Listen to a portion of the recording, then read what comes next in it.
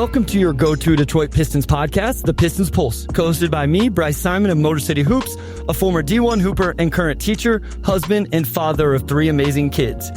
And since my co-host Omari II, Pistons beat writer for the Detroit Free Press, is on a much-deserved vacation for the next 2 weeks as Offseason I decided to get a little selfish for today's episode and bring on someone very near and dear to me, made a major impact in my life on and off the court, a 4-year starter as a player at the University of Virginia, a 32-year head coaching career, 41 years total coaching at Virginia, American, and Old Dominion, 560 career wins, including winning records at all 3 of those schools and trips to the NCAA tournament at all 3 of those schools. My former head coach, Jeff Jones. Coach Jones, how are you doing tonight? I'm doing great. I mean, this is exciting for me. I would have never guessed when we recruited that young guy from Kansas, from Syracuse, Kansas, that you'd be hosting, a podcast. In fact, back then we didn't even know what a podcast was. But, hearing you speak on the microphone and doing my introduction, I'm very impressed.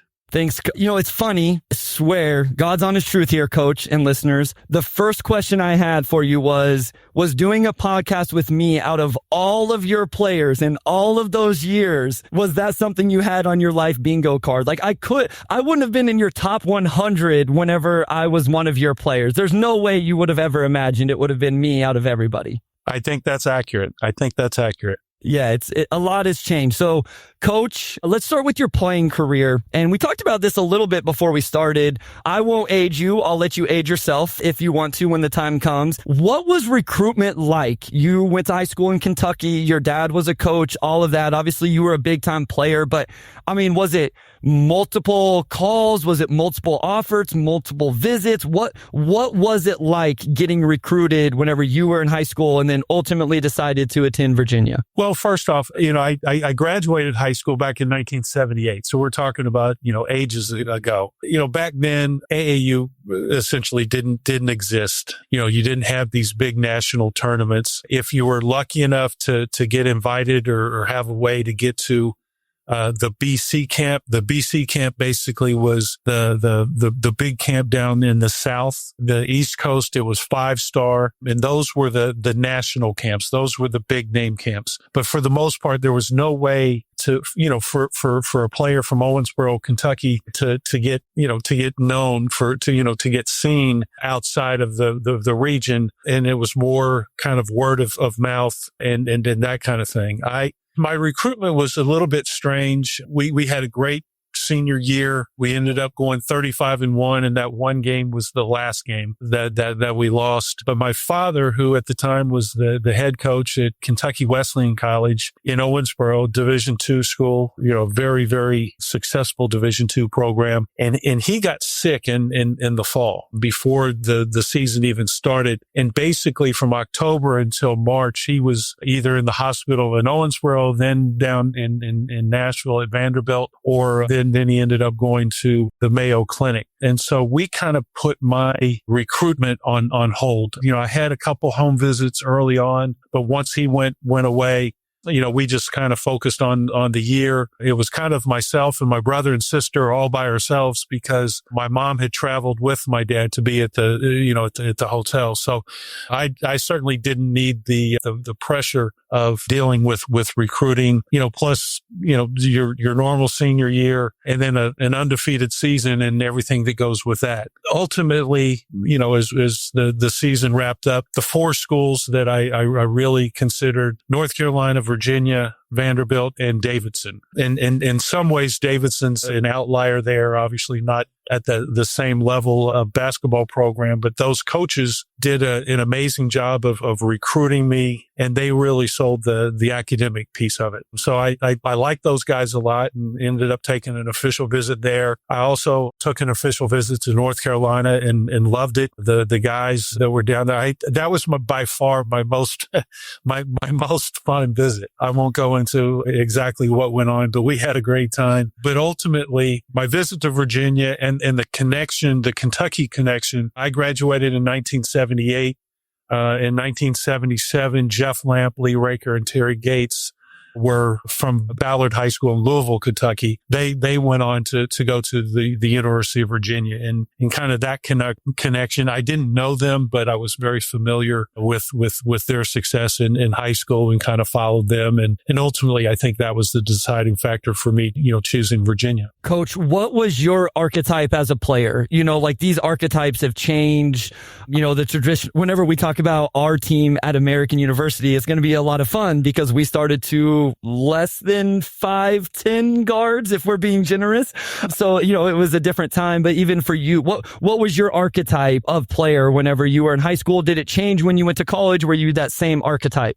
It was the same. It was kind of a very seamless transition for me. I was not a scoring. I could score, but I did not have the right mentality to score. I was the guy, even though I probably, was considered a good shooter. If I missed a few, it got in my head. I didn't, I wasn't the guy that was thinking that the next one's going in, but I was an assist guy. And even though, I ended up going to an ACC team, I only averaged maybe 10, 11 points in my senior year, but I was the guy that got the ball to the other players on that team, not just in that year. On that team, I think everybody but one player maybe went on to get a college scholarship. Now, it might not have been a Division I, but we had a bunch of really good players. A guy named Steve Barker, teammate, classmate, went down and at one time was the leading scorer at Samford University down in Birmingham, Alabama. Two of our other teammates followed him down there. So, we had a really, really good team. And again, the type of player I was at Virginia as well as in high school is a very lucky one that I played with some great shooters, some other really, really talented players. And I was the assist guy at Virginia. I was the guy that made sure that Ralph Sampson and Jeff Lamp got the touches that they needed. They were the All-Americans. They were our best players. For everybody tuning in, obviously a little different than our normal episode. Not a whole lot of Pistons conversation in this one unless Coach Jones can work it in. But if you are watching, especially if you're new, if you're watching on YouTube, you can drop comments in the chat. You can ask questions. I'll star them. We'll ask Coach, or if it's for me or whatever. Coach, I have to ask because I think most people would. I'm sure you and I have already talked about it. But, one of the first pictures I remember seeing in your office, I think it was you defending Michael Jordan or Jordan defending you. I mean, honestly, what was it different? He wasn't Michael Jordan then. So could you tell the difference playing against him? Was he the best player you had played against up to that point? What was it like playing against him? Or, could you tell at that point? No, he wasn't the same Michael Jordan. He wasn't the best player I ever played against at that time. And he wasn't even the best player on his team. He wasn't the second best player on his team. We had great battles, those in 81 and 82 with North Carolina. And the two of us spent pretty much our entire years kind of alternating between 1, 2, and 3 in the country. They had, in addition to Michael Jordan, Michael was a freshman. They had Jimmy Black, a veteran point guard, Matt Doherty, former college coach. And they had guys named Sam Perkins and James Worthy, who were All-Americans. And we countered that with a really good unsung guard, Othell Wilson, that was an all-conference player, and then Ralph Sampson and Jeff Lamp, who were our All-Americans. And we had some great battles. And, it was a lot of fun. Now, I will tell you that year, so they had beaten us in the first matchup down in Chapel Hill at that time. And going into the game, I think we were number 1, they were number 2. They beat us. And so they were in the top spot for the next month or so. We beat them in Charlottesville. We played about perfect, probably the loudest crowd I'd ever been a part of, even up till today. That was, a great evening. We ended up playing number 1, number 2 in the country in the ACC championship game, national TV. And for the first 30 minutes was probably the best game I ever took part in. And what I mean by that is, two really, really good teams, and both teams were playing well. Oftentimes, you're playing at home, you're playing on the road, there's foul trouble, somebody's not playing great, whatever it is.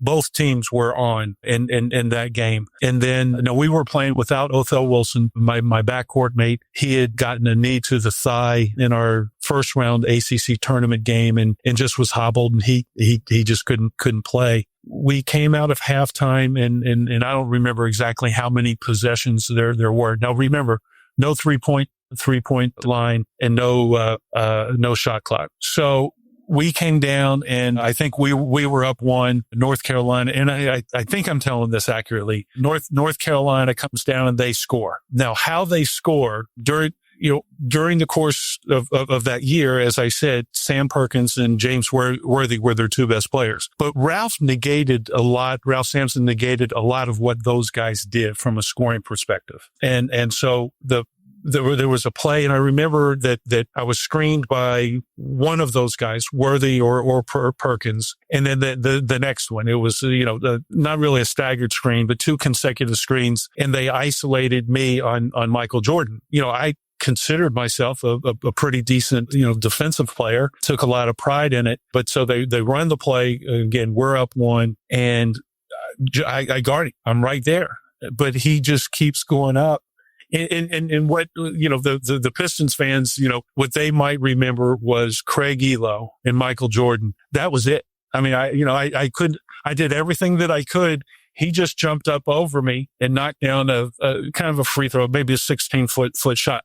They go up 1. We come down, we score. We're back up 1. They run the exact same play, the exact same result. I mean, there literally wasn't anything that I could have done.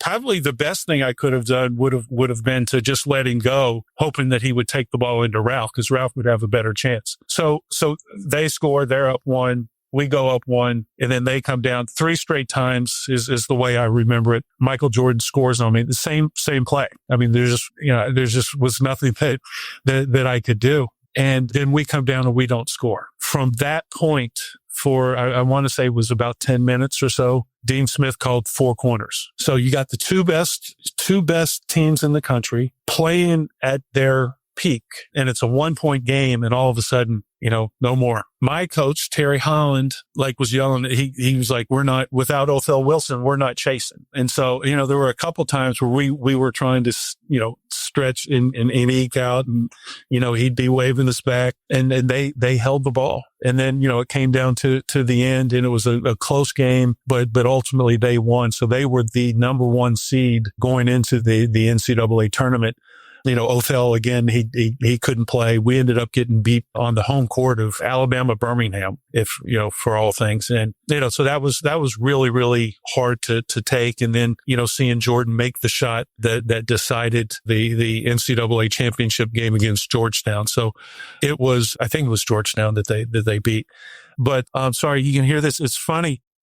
That's Roy Williams calling right there. I'll have to call Roy back. Tell him you're busy, Coach. We got more important things than Roy Williams.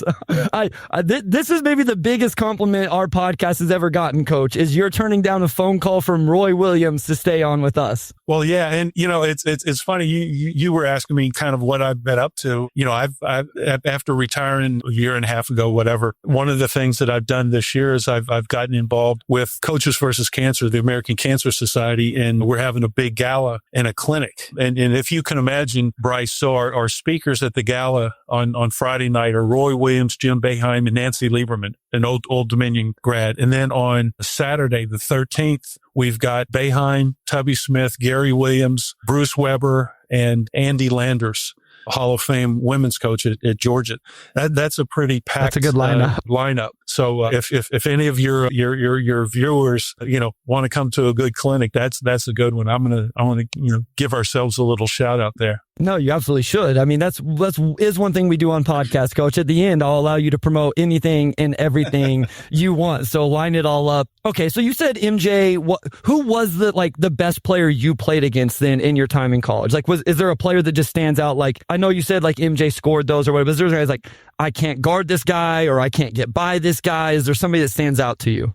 Yeah, well, so that stretch for Michael was his coming out party. Right. They gave him the reins of the team, when it was crunch time. The national championship game, he was the guy that took and hit the shot. And that ACC championship game, he was the guy. I think they really liked that matchup there, Jordan against Jones. That was a mismatch. But a guy named Frank Johnson, longtime NBA player, played for Phoenix Suns, I believe, and the Washington Bullets. I think they were still the Bullets maybe when he was there, but he played at Wake Forest, and he was like one of the fastest people I've ever seen on a basketball court. But the thing that made him so dangerous is he would get going, as fast as he could. And he could stop on a dime. And then he had one of those pull-up jump shots, and he just, he hit the spot and boing, he was up, mid-range. So,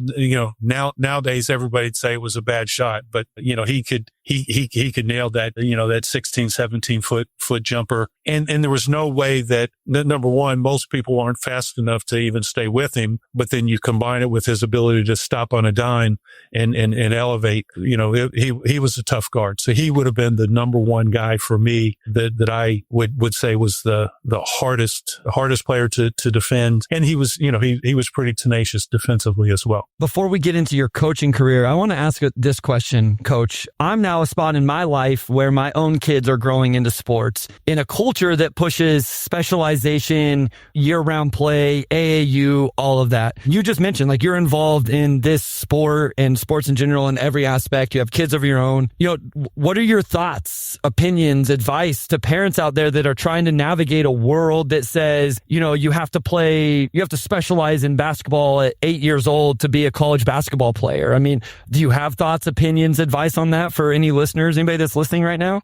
Yeah, that's a lie. The people that are propagating that lie are the ones that are trying to benefit from it. As parents, I mean, look, you got to practice. It is different. The player development, individual skill player development now is much better than it was, back in the 1970s and 80s. There's no doubt about that. The techniques and all that is much better. But the understanding of the game. I'm not talking about the individual part of it, right? Because the players understand that part of it, better nowadays. And the strength training and nutrition and everything, all of that is better. But the players don't seem to understand the interaction with the other players on the court. Sometimes, I talk to our teams. I probably used it with you. It's like it's two ships passing in the night, and they don't, whether it's screening, whether it's defensively, and not being aware of what everybody else on the court was doing. I think that's where instead of adults organizing everything for kids, right? And it's not like parents are doing this out of, some evil intention. They want the best for their kids, for their sons or daughters. But if we wanted to get into leadership, when I was growing up, maybe you in Syracuse, if we wanted to play with our friends, we were the ones that had to, go out and get everybody together, whether we called everybody up, you rode your bike, somewhere, or you walked to the neighbors and knocked on doors, but we had to organize our own stuff, conflict resolution. We didn't have, the paid referees so the parents could yell at the referees, you didn't have those. So when there was a dispute, there'd be argument, but somebody, you'd have to figure it out. You'd have to work it out. And I think out of great intentions, but all of the organization for the organization for youth sports has lost some of that, the ability for kids to figure stuff out on their own. I was a guy, there was always a game somewhere. And Owensboro wasn't a big town. It was about 60,000 people. But, we get on our bikes, before I ever got a car. I didn't get a car till I was in college, and it was a junker. But, we'd ride our bikes and we'd play. I was fortunate. My dad was the coach at Kentucky Wesleyan College. I had a key to the old Quonset hut. It's there, you talk about a dive gym. I mean, it was, but it was great. I mean, we could get in there,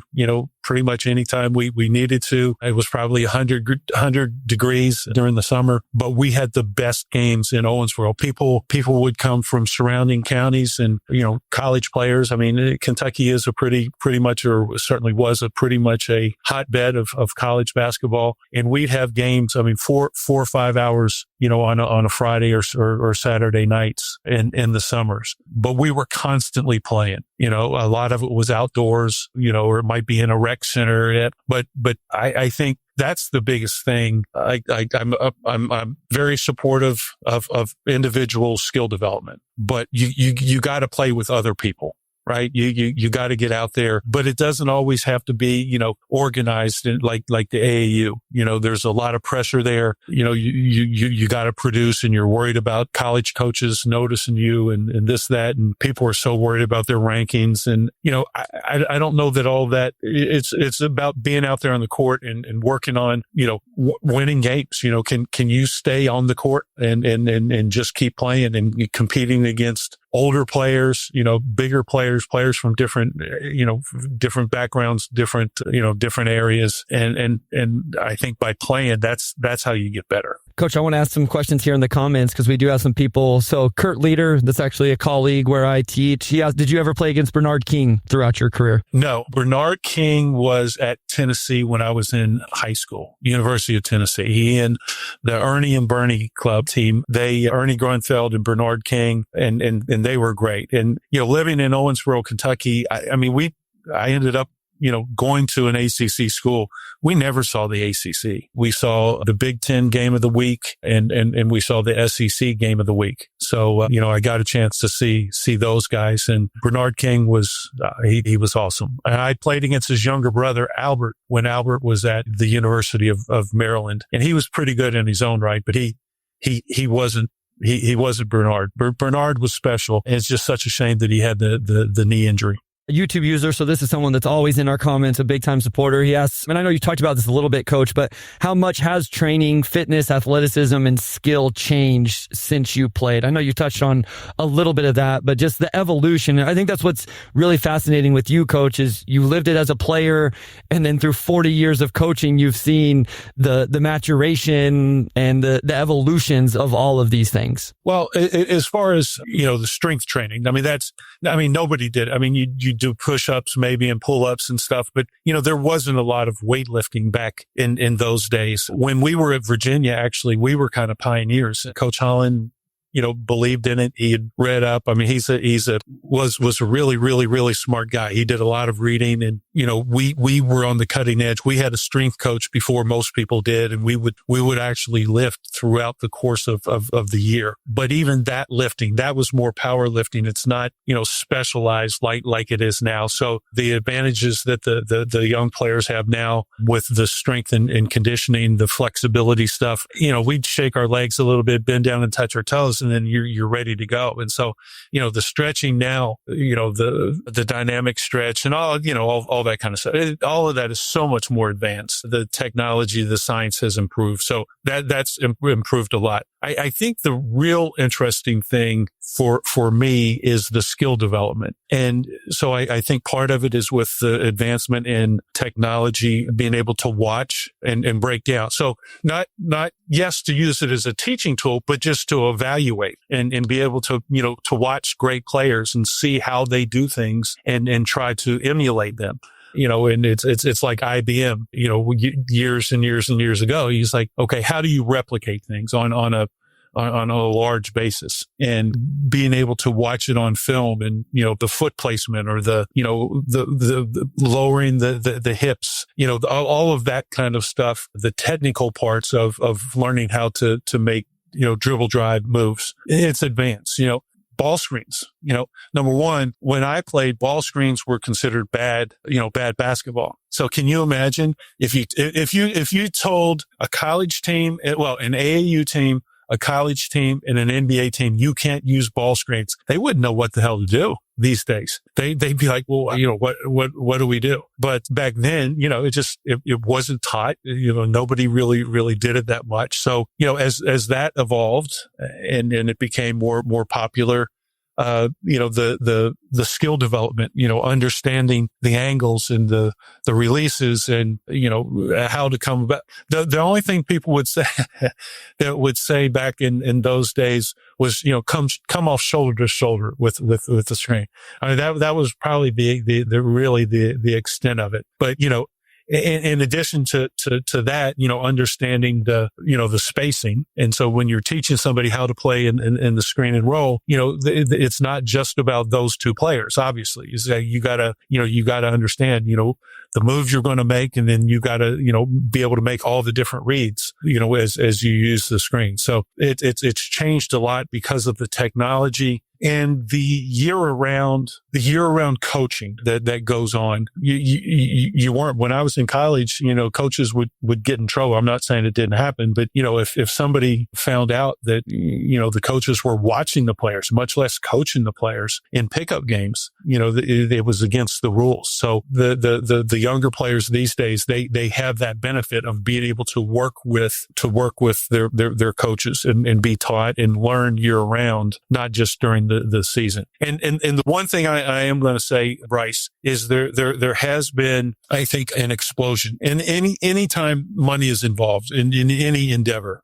right? When there's money to be made, people are going to, try to get into that business. I think there's a cottage industry that is very, very valuable. But if I'm a parent, I'm really skeptical of a lot of guys that are out there that are trainers that, they're telling you that they played.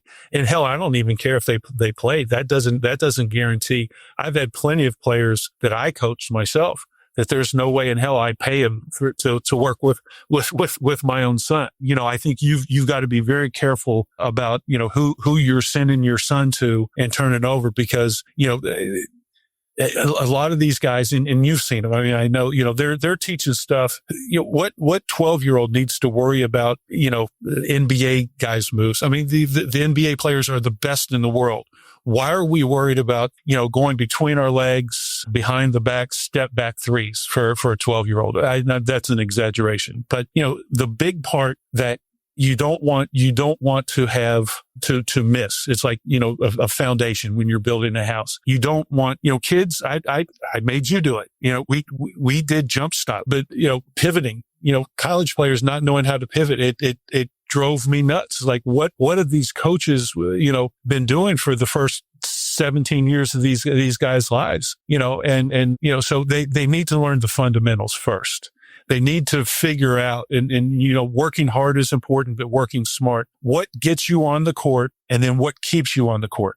Those are the skills and the basketball plays that are most necessary. And then as you advance, you can learn some of the more advanced, ball moves or, shooting and those kind of things. But until you get those fundamentals, you're worrying about some of the wrong things, that aren't going to pay dividends for you in terms of getting a scholarship. And then once, if you do get the scholarship, being able to get out there on the court and play for your team. YouTube user says, I'm really enjoying listening to Coach Jones talk about basketball. You can definitely tell why he was a successful coach for so long. I will also say any Pistons fans who have enjoyed my video breakdowns, Coach Jones is why I can do those video breakdowns. Like, I thought I knew how to scout basketball and all of that. I truly learned it from Coach Jones, KD, and all of the assistants there. Derek Brown asked, I'm sure people are going to be interested to hear your thoughts on this, Coach, because again, you grew up in a world where the recruiting was vastly different. Then you recruited through a time period where there was no NIL or anything like that. You've done it at the highest of majors, the mid-major, and a low major at American University, and found success at all three. And then, as I asked you before, you got in at the very, very tail end of NIL. So Derek Brown asked, Coach, what's your opinion on NIL deals in college basketball, good or bad for the sport? Okay, so it's nuanced, right? Anybody that just answers one way is taking the easy way out. Personally, I don't like it. Right. I would go back if I could be 21 again and play college basketball, or 17 and play college basketball, I would go back and they wouldn't have to pay me a dime. But if they wanted to pay me, I'd take it. I don't have any problem with people, if the market's there, I don't have any problem with anybody getting paid. That's just, if you can, more power to you. I do think with the numbers, personally, I think it's out of control. I don't know how these numbers are sustainable. And when I say sustainable, I'm not talking about the 40 or 50 schools that are, in the Power Four. I'm talking about for college basketball. There's schools like Old Dominion and others that are, they know they can't compete with those schools at the very top. but spending $1 million a year or $2 million or $3 million. And, I just don't think they can keep it up. Right. And so what's going to happen is that divide, and it's always been there, but it's gotten bigger and it's going to continue getting bigger from the haves and the have-nots. And that gap has grown exponentially, in the last 3, 4, 5 years, I think. And in basketball and in football, especially. But whether I like it or not, whether anybody likes it or not is almost irrelevant because it's not going away. No, I don't think that the numbers that we saw this year, this last spring, this last cycle are sustainable. But I do think it's here. It's a different, I don't want to be the old guy, yelling at the sky and getting, get off my grass, all that kind of stuff. You got to change with the times. Now it's either change or get out, right? I don't think it's an accident and nobody's going to say, Roy Williams, he's not going to come out and say, well, I got out because of this, but you damn well better believe that contributed to it. The same way with Jay Wright, the same way with Mike Krzyzewski, the same way with Tony Bennett, the same way with Jeff Jones, the same way with a lot of coaches that you see getting out. And it presents new challenges, and again, everything's always evolving. The game has changed. It's changed in terms of how you coach it, what you're coaching. The rules of the game changes. The strategy of the games change. I mean, who would have thought that trying to get up what the Celtics last year were getting up 63s and, and again, who would have thought that was considered good basketball or smart basketball? But, it is. And again, I might not like it, but I don't need to like it. I'm out. I'm an observer now. So, with that change has to come the acceptance that whether we like it or not, it's here, right? The toothpaste is out of the tube. The horses are out of the barn, whatever cliche you want to use, that's what it is. And so you've got to adapt. Now, as part of that, and as part of Derek's question, I don't think you're going to see a lot of coaches, I'm not saying there won't be any, but there's probably not going to be as many coaches that coach 40 something years, like I did, or gosh, Roy Williams, I think may have coached a few more, or Jim Boeheim, or, it just plug in the name. And the reason I say that is not only are players getting paid more now, coaches are getting paid more now. So, as coaches, are making more money, they don't have to coach for 40 years to get to that point financially where they can retire. And so, I really think that, there's changes everywhere you look. And that's just part of life. Change isn't always easy. And it's not always, something that we like, but it's inevitable that it's going to happen. From old friend Travis Lay, the fellow 2008 Patriot League champion in the starting lineup. I have a really funny Travis story. I don't know if we'll get to it or not. Coach might remember it. Travis will probably remember it, about an offensive rebound during practice one day. But he wants to stay on topic here.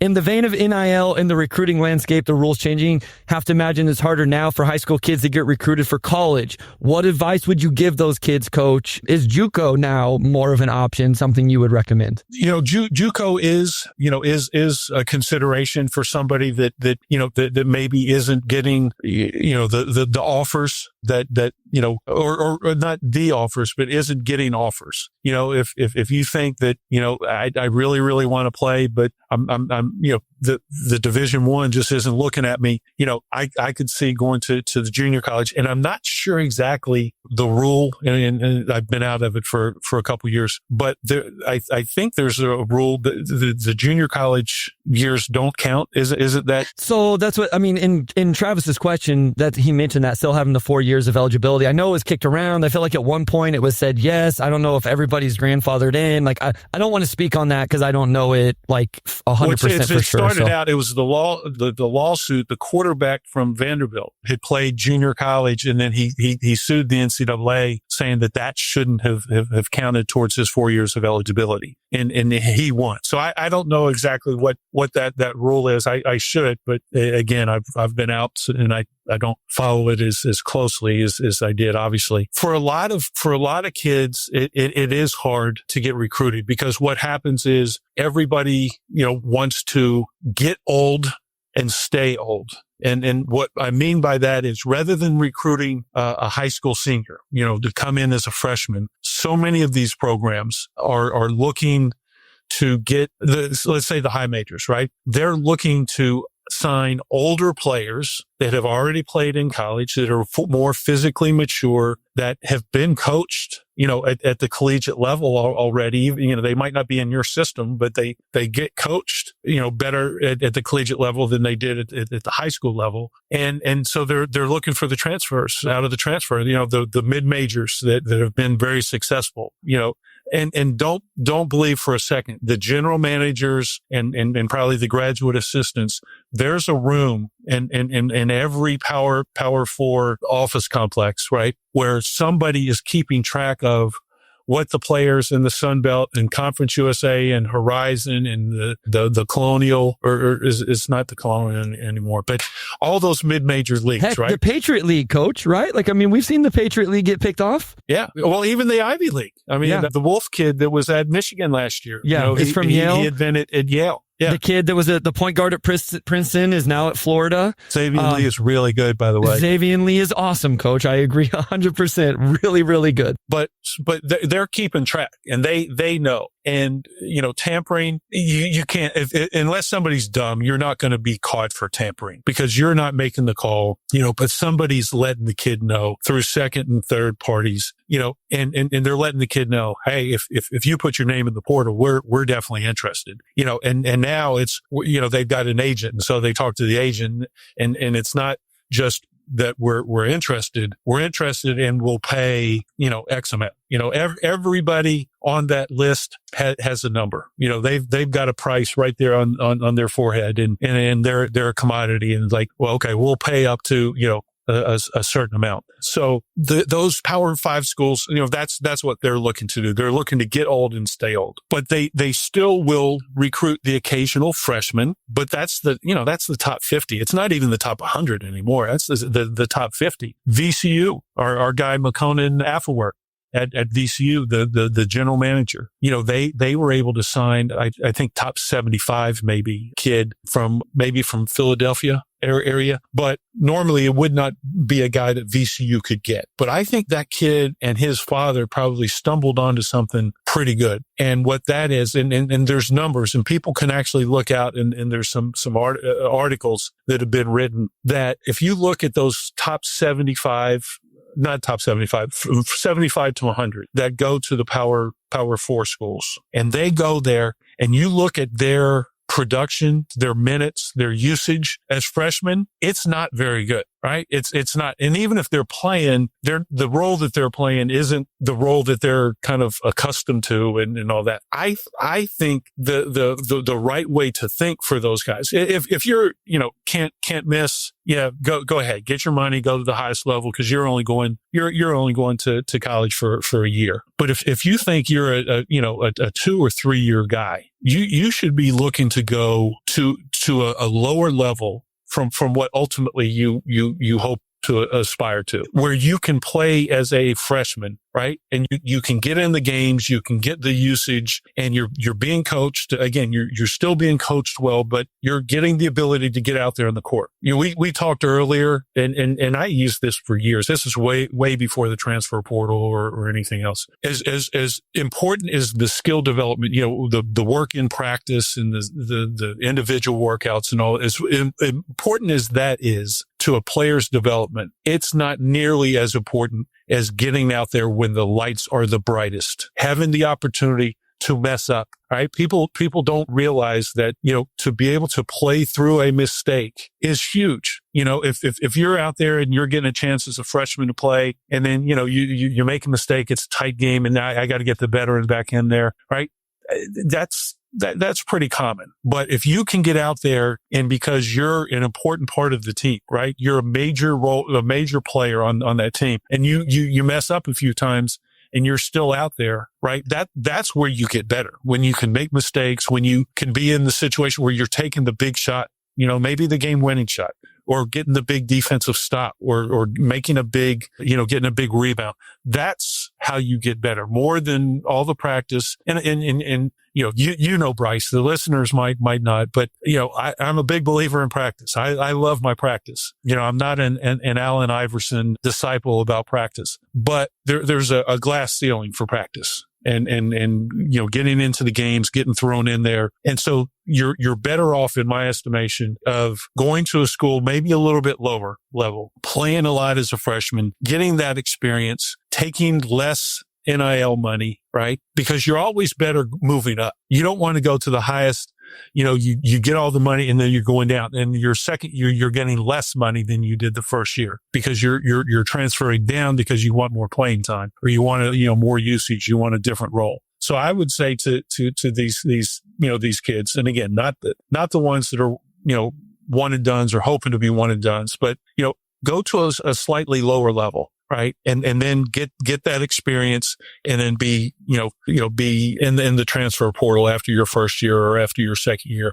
And then, step up in terms of the level, get the more money from the revenue share, and be ready to play a role on a team, instead of them getting another transfer. Okay, we're about to get into my time at American, those couple of years. But first, I want to talk about a game the year before I got there, Coach. I specifically remember, I think I had committed at this point. I'm sitting in my dorm room. I'm following the game. I believe it's against Colgate on my phone because I couldn't watch it. And you guys are down 2 with like 0.6 seconds left, and you have the full length of the court to go. And I'm like, okay, well, they lost. Coach is going to be pissed. GL's going to be pissed. And all of a sudden I upped on my phone and the game is tied. And you run a play, I find out later, where you screen the guy guarding the inbounder, run the inbounder along the baseline, have that person take essentially a charge, but as an offensive player, they run through the screen. It was one of the Lithuanian kids, I believe. He goes and makes 2 free throws. You go to overtime. Is that a Coach Jones special? Is that something you learned from your dad? Like, I want to know the origins of this play, because I'll never forget it, Coach. That's about as old school as you could get. I don't know where I got it. It's just, and you still, every once in a while, you still see it, and, guys will at least try it. We didn't think that it would really work. I mean, we figured that the Colgate coaches would tell them, and in fact, we watched the film after the game, and you could see one of the assistant coaches telling the kid, I actually think it was, and I don't remember, there were twins, Chones, Chones. And for the older viewers, if you have any older viewers, Jim Chones played at Marquette. 6'11" center, great player. I can't remember if he played for Al McGuire or not, but he played for him. It was one of his twin sons that ran over Arvidas. And we actually had 2 plays on at the same time. They called that one, and basically, the guy runs the baseline, and you step down there, look to block. And it's actually not a bad play anyway, if you just want to if they've got a big guy on the ball. Get him out of the way to throw the pass. Just get him out of the way, so you've got a free path but we got that call. But at the other end, right, we had a back door for a lob and a back screen for the lob, and trying to get the charge there as well. And I remember the official coming over and saying, "Wow, I'm impressed. You had 2 plays on the same." And I was like, "Yeah, the only one worked, but that's all we needed." And we ended up winning the game too. We tied it up, went to overtime, and we won in overtime. That's quite the call when you had future NBA star Andre Ingram on the court, and you did not let him go set the screen and go shoot the free throws. He set the screen down at the other end. Oh, okay. All right. He set the screen at the other end. All right. So I want to get into AU days a little bit. Here's my first question. I've always wanted to ask you this, and now this is the time to do so. How big of a gap was there between the player you thought I was going to be when you recruited me and signed me, and the player I actually ended up being for you? I feel like I wasn't the expectation. I feel like I didn't hit the expectation offensively of what you guys envisioned me to be whenever you recruited me. I thought you probably would have been more of a scorer, that you would have scored more. But I think just in general, as a player, I think you probably were there or exceeded it a little bit. But had you not been injured, you would have blown past those expectations. The injury, that was tough. How many times did you, like 3 times you told your ACL? Yeah, I think I've told the story on the pod before. A lot of listeners probably don't know it, but yeah, I mean, I remember specifically a practice going like, man, I don't think I'm scoring the ball the way they thought I was going to whenever I got recruited. So I've always wondered, like if I ask you what you thought the hierarchy of that team's scoring load was going to be, like going into the year, would I have been the number 1? Would I have been number 2? Like, did you guys think Garrison was going to be our leading scorer going into that year? We thought he could be. Yeah, we weren't sure how that was going to work. And you mentioned the two small guards. And so we were very fortunate to have just a great point guard. And Derek Mercer played for Bob Hurley Sr. at St. Anthony's when he was the starting point guard on the national championship high school team coming in. And then we got really, really lucky. And Garrison Carr, about as good a shooter as I ever coached. And that's saying something because Curtis Staples, who, by the way, is employed by the Detroit Pistons now. Curtis Staples was a shooter for me, was the all-time NCAA three-point shooter until fellow Roanoke native J.J. Redick broke his record. They were both from Roanoke, Virginia, interestingly enough. But Garrison might be, every bit as good, if not a better three-point shooter than Curtis. That'll piss Curtis off. But Garrison Carr, I can say, never didn't have perfect form. I don't care if he was just shooting around, he was playing in a game, whatever it was. He teed that thing up and it was a thing of beauty. That's how you teach it. He was a pure shooter, but he was only, even though he liked to say he was, 5'11". I mean, Mercer was about 5'8" and Garrison was probably about 5'10". And so we got them both same year. And Garrison was adamant that he was a point guard. And so that limited his minutes because as great a shooter as Garrison was, Mercer just was a great basketball player. When Garrison came in after his sophomore year, after the season, you have the exit interviews and all that. I thought for sure, I mean, he's out of here. There's no chance he's staying. I mean, it makes no sense to sit behind Derek Mercer. He's too good and he came in and he didn't talk about transferring. He talked about what can I do? And I said, well, can we play you guys together? And for the first time through those 2 years plus the year of recruiting, for the first time ever, he said, yeah, I just want to play. I'll play with him. And we had a miniature backcourt, but man, were they good. I mean, Coach, I want people to understand. Derek was incredible. Garrison made 135 threes his junior year at American. He shot 45% on 300 attempts. Here's the other thing I want to ask you. Did anybody have more confidence than Garrison Carr? Because I remember this. He went 1 for 14 at George Washington, and 3 days later, and I remember this because this was my first game back my senior year when we decided I was just going to play on it, I think. UMBC, yeah, it was. He went 10 of 18, 8 of 15 from 3 the very next. Like, he was, I don't want to say irrational because he was an unbelievable shooter, but Garrison probably to this day believes he's the best shooter on planet Earth. Oh, that's what I was going to say. And not only was he confident then, he's still confident. He still thinks he's a better shooter. And, he might go out and you guys are old now, but he could still go out and get 40 against the college team. Now he couldn't guard anybody. Not that he ever did, but he could go out, he could get 40 on somebody because anything inside of 30 feet, you know who he was like? Chris Jackson, I forget his name. Mohamed Abdul-Rauf. Yes. He played for Denver. He was like that. Just a freak shooter from way out, quick release, was great at flying. We said all those staggered screens, the baseline staggered, and he could fly off and get his body turned and let it go before the defense even got there. Yeah, it was. And the funny thing about that team too, Coach, was then we started 6'7" Jordan Nichols at center. Like me and BG. 6'7". Jordan Nichols is maybe 6'5". I've tried to be nice. So our tallest player was BG at 6'8" at the 4. I was 6'6" at the 3. Whenever I got hurt, Frank was a little shorter than me. It's just like, it was such a diverse group of not just people, but like archetype of players that somehow fit together. Well, you had, Frank was the athlete. He was the freak, the decathlete, that could run and jump. And BG was a good athlete. And think about that group with you, Derek, and you, Garrison, and Brian. If the analytics then was what it is now, I mean, you guys would have lit it up. I mean, we probably, we shot a fair amount of threes anyway, as it was. But if, with the statistical approach now, it would have been very, very different. But you got to think, I mean, Derek played much bigger than 5. I mean, he played like he was 6'3". Frank played like he was 6'7". Jordan Nichols was, we'll give him 6'5", but he had a 7'1" wingspan. So, that made a little bit of difference. But it was a good group. You guys had great basketball IQ.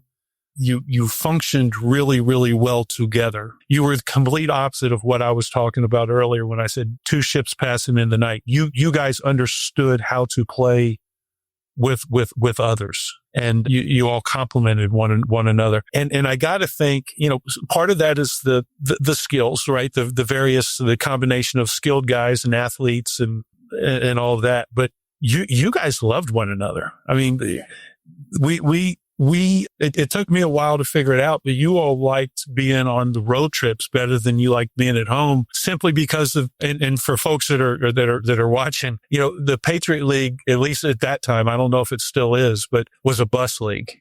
4 hours was nothing. Going to Colgate and Holy Cross, those were 9 hours, 8 hours trips. Army wasn't nothing. I mean, that was like 5.5 hours, and they were all bus rides. But you guys loved it. You played that stupid game, whatever it was, but it was great for building that team unity, the love for one another, the chemistry. You guys had that on and off the court. So for Pistons fans, Jordan Nichols would be Isaiah Stewart. If you guys want a vision of what Jordan Nichols was. Except Jordan doesn't get in fights all the time. That's true. Yeah. We used to make a lot of fun of Jordan based on where he went to high school, because he always tried to act tough and he wasn't. And Jordan was very emotional too, in a very good way. But so I wanted to ask you that. I remember that team having a bond that I imagine is very special and very rare at the collegiate level. When did you guys realize that as a coaching staff? And would you say it was as you've been a part of 40 plus college, probably 50 college seasons? Was it as rare as I remember it and talk about it? Yeah. So I was fortunate enough in 1995, we made the Elite Eight. We lost to Arkansas, Nolan Richardson, they went to the Final Four. I think they lost to UCLA in the championship game, but we made it to the Elite Eight. That group with Junior Burrow, Jason Williford, Chris Alexander, Yuri Barnes, Harold Dean, Corey Alexander, all those guys. Curtis Staples, Norman Nolan. I got to say the names because, when they hear about this, they'll be mad if I don't say their names. But that group was and still is really, really close. You guys were the same. You were and still are very, very close. The other one that would be very similar, I think, is a group that I had here at Old Dominion in 2019, and we won the Conference USA regular season and championship, and that group, was close. And I think the other similar thing is that group won a ton of close games. And I think that chemistry, that unity of relying on one another and, when things got tough coming together, I think you all had shared that kind of chemistry. And I think, you see teams with that chemistry, seemingly doing very, very well in tight games. And I'm going to tell you, my former college teammate, Rick Carlisle, obviously coached with the Pacers. I was in Indianapolis for the NIT selection committee. I was in Indianapolis, and they had it was a regular season game. It was, in late March, I guess. And I went and I saw their shoot around, and just off of that, 45 minutes, whatever it was, I was talking to Rick afterwards, and I was like, Rick, this does not seem like an NBA team. I mean, these guys, it's like a college team. They like one another. And he just smiled. He said, yeah. He said, it's great. And so you think about, what I was just saying about you guys and about the group at Old Dominion and Junior Burrow and the Virginia guys, the Indiana Pacers, when they won all of those close games, somehow, and I'm not smart enough to figure it out. Somehow that closeness that they had, that got them through. I mean, they were winning like unbelievable, like, close games. And yes, Halliburton is a great player, a clutch player. I can't believe that he was voted most overrated. I mean, that's crazy. But anyway, only knowing because, of what I observed and what Rick told me about, those guys and how close they were and how good that chemistry was off the court as well as on, that really showed up to me. That was really, really telling. I think, Coach, I always try to explain to people, it's the trust. I still remember the confidence I had, and I still lack confidence at times, but I just looked at Derek and I was more confident. And I looked at Garrison and I was more confident, and BG and even Jordan, like, even though Jordan wasn't a great offense, like, I feel like we all trusted each other in a way. And it was on and off the court, but it definitely carried over on the court, where it's just like, I know Derek's going to do what he needs to do. I know that BG's going to do what he needs to do. I hope they looked at me that way, until I got hurt, and then it wasn't as big of an impact. But I remember the confidence that I had whenever I was on the court with those guys. It's because they were special players, but also, special people. And I'll even tell you this, like, you coaches as well. I mean, I won't go too much into it. I remember a game we won at home. I think it was the first time we beat Bucknell, and you walked into the locker room after the game and you had lost someone special in your life, and you shared that with us. And it was a real moment I'll never forget. And I remember the orange. I don't know if you know this. Remember we used to have the meetings with the assistant coach the night before the games? KD did the orange right for the Pickens speech before one of those games. And I remember being so fired up. I left that orange in my locker until it was probably disgusting for it to be there anymore. But, it's like you got to know those, like Coach Brennan, like I love Coach Brennan, different dude, like had his own way of doing, like once you got those relationships with each coach and your guys' personality, obviously Jay Will, EJ was on the staff as well, but it just, I think that was part of it as well. And so it was really special. Okay. I want to ask about the Maryland game first, because it was probably the best game I played. So obviously I want to remember that one. But what do you remember about us going to Maryland and upsetting them? And you've won so many games, had so many upsets, like maybe there's not a whole lot of specifics. Well, I don't remember specific plays. I just remember that I thought we were the better team. I didn't think, it wasn't like we went out there and we shot 80% and played way, way, way over our heads. I thought we went in and we had a good game plan, and you guys were ready to play. You weren't afraid. And, let's be honest. I mean, I don't think they were, they were already on Christmas break, right? That was on the 22nd. We beat them on the 22nd of December. And, you guys, we took you after the game. Everybody, either went with their parents or got on an airplane and left. And I drove down here to Virginia Beach to be with my wife's family for a couple of days for Christmas. But mentally, I don't think Maryland's players were there. They were right to be beat. But again, I don't think it was because we were a good team. We were balanced. The big concern going into the game was on the boards, and we were able to play them even there. We were opportunistic offensively. And then I think we caught them off guard because of foul trouble. We played zone for the first time. I think maybe that year. I think we had practiced it a little bit, and it wasn't a great 2-3 zone, but we tried X's and O'ing them a little bit. And, that kind of kept them off balance a little. Interestingly enough, the next year after you guys graduated, and I give Gary Williams a lot of credit. They played us again. There are a lot of people who say, no, you got us, you're not. But we went in there again, same time of year. And I remember imploring our guys. I mean, I tried begging. I was cussing. I tried everything I could to try to get our guys ready, because they were ready to be beat again. After the initial emotion, of them being fired up and, like, oh, it's not happening again. We were right there. But that group and that year wasn't, mentally prepared and as confident and focused as you guys were going in there your senior year. All right, a couple questions and then I'll get you out of here. I know it's late your time. YouTube user says, I can picture a young Bryce being pretty reserved and quiet as a small town high school senior being recruited to play basketball. So first, my first plane ride ever was my recruiting visit to American.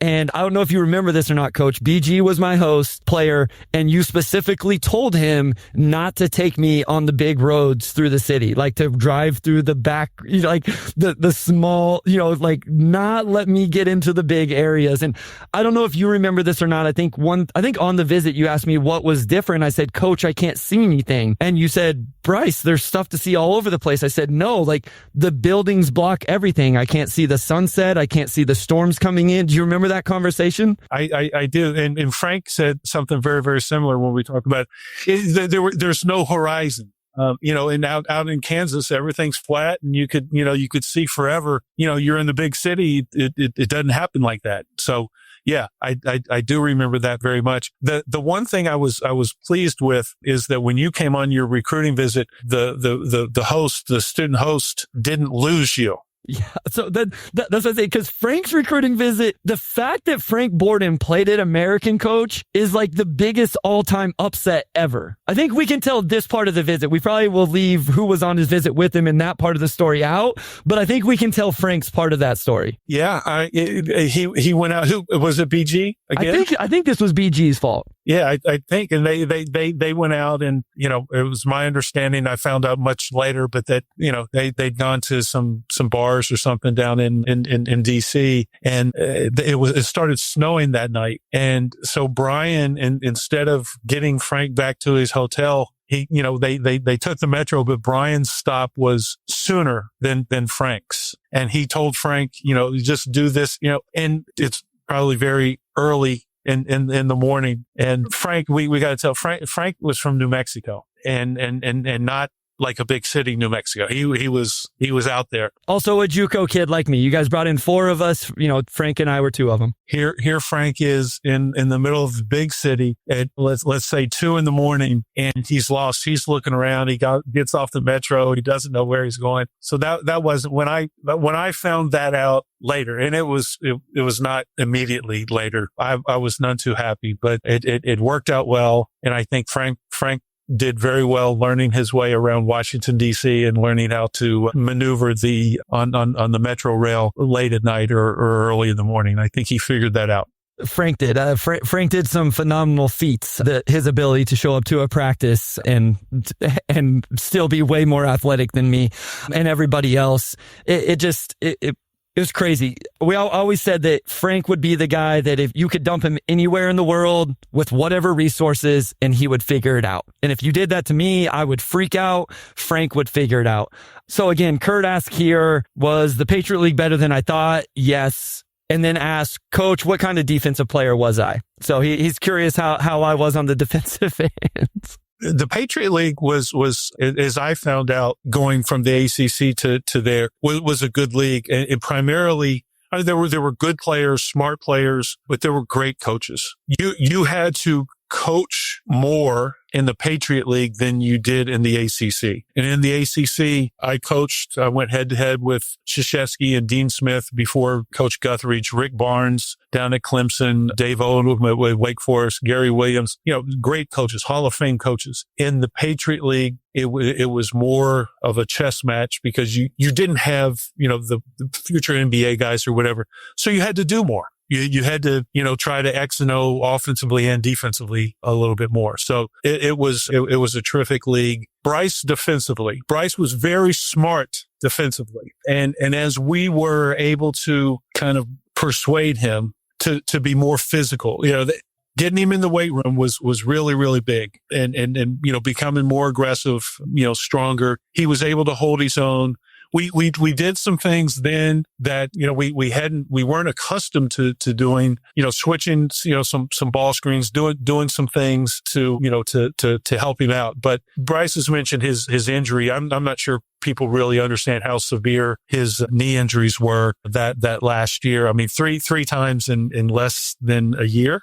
Yeah. And he kept trying to come back and play. I think a lot of other people probably would have and maybe should have probably, would have hung it up, but he loved the game so much. He kept trying, played his senior year without an ACL. And so one of the, and I'm getting off on a little bit of a tangent here, but so your followers kind of get a better idea. One of the saddest and at the same time most rewarding things that I've ever done as a coach, we won the Patriot League regular season and tournament in 2008, and we played Tennessee down in Birmingham, and we were right there with them for a while, as often happens in the NCAA tournament, the first round games. But eventually they kind of wore us down. But at the end, Bryce in the Patriot League semis had torn his ACL, and that was a huge blow to us. But in that Tennessee game, in the last minute or so, when clearly the game was out of hand and Tennessee was going to win, I had the chance to put Bryce in the game, but he was clearly hobbled. He had just had surgery,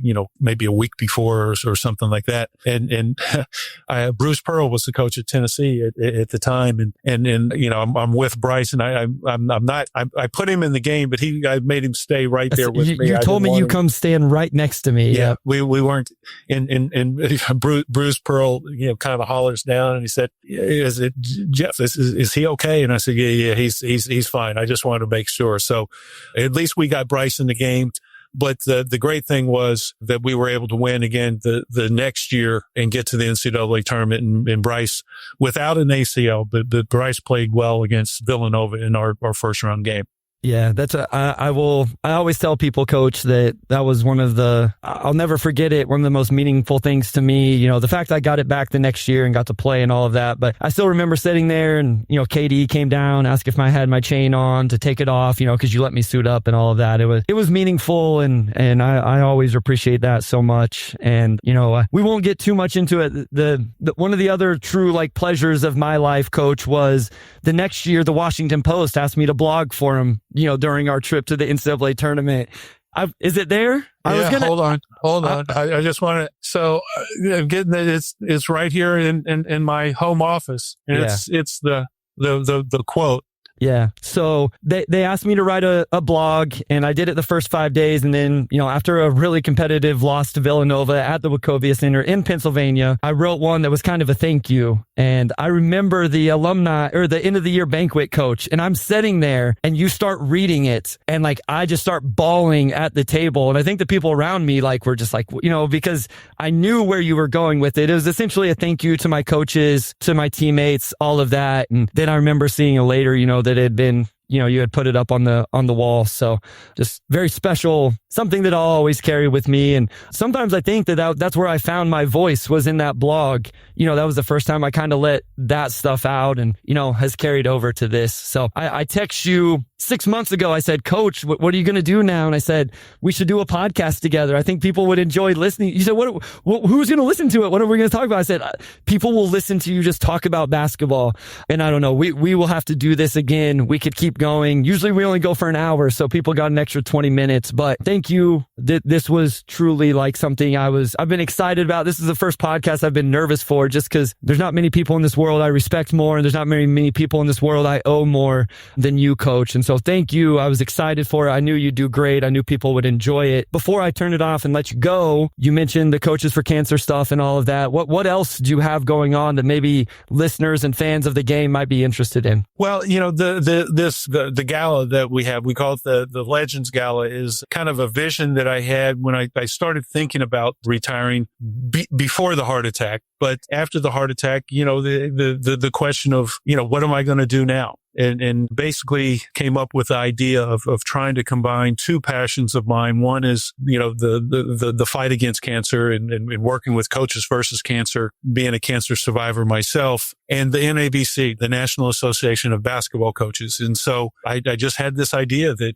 we could get these legendary coaches together and try to raise a lot of money for the American Cancer Society and put on a clinic for coaches of all levels. And so September 12th, right here in Norfolk, we've got a big gala. We'll have 400 some odd people coming, and it'll be a lot of fun. A great, a great dinner. As I said, the entertainment will be Roy Williams, Nancy Lieberman, and Jim Boeheim. And then the next day we'll have to clear the arena out, Chartway Arena, and get the tables out and get the floor down, because at 9:00 Jim Boeheim is going to be talking about how to install his 2-3 zone, how to coach it. So it's going to be a great event. It's really cool for me because it's right here in our community, and here at Old Dominion. And it's been a lot of work, but it's been a lot of fun. It's coming together, and I'm really, really excited. Awesome. Thanks, Coach, so much. This was a blast. I think I had so many more questions, so many more things I wanted to get to. So I think I'll definitely have you on again. And I think the listeners enjoyed. But until next time, thank you for everybody that listened. Like, share, subscribe, let everybody know. Let us continue to grow here. Special shout out to our audio producer, Robin Chan, our editor-in-chief, Nicole Avery Nichols, and Bill Bradley. I'll be back on Sunday with Saturday Slam and Jam, Andrew Schlecht and Alex Spears to talk about the Western Conference. We'll talk soon.